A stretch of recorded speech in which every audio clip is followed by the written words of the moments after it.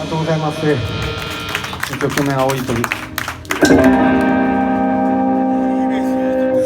悪その姿焼き付けた時計の針は響く。白く細くなった左手を強く握りしめた。三千と輝く星のよれ、波の音はただ響く。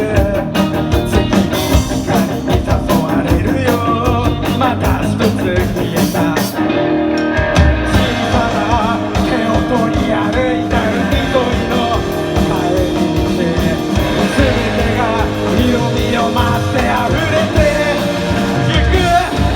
遠く遠く流れていく。西の空に鐘の音は響く。遠く遠く空をかけてゆく。きっといつか必ずまた会える。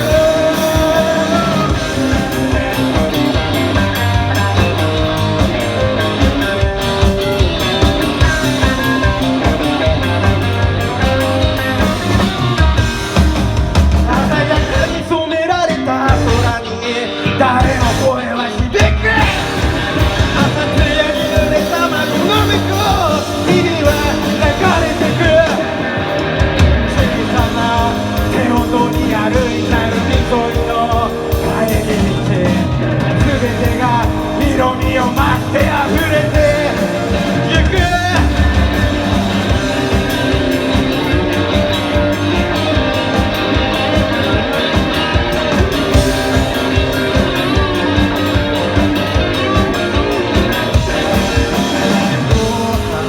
想いと響かない声も、月が流した穏やかな風の遠く空をかけていく。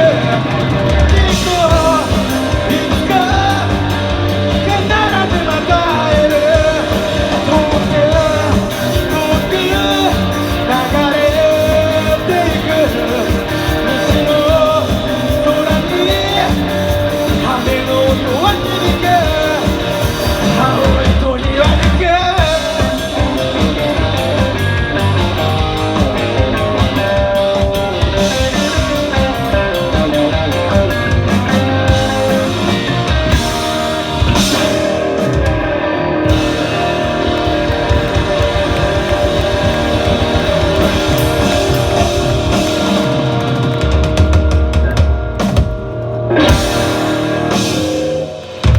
ありがとうございます。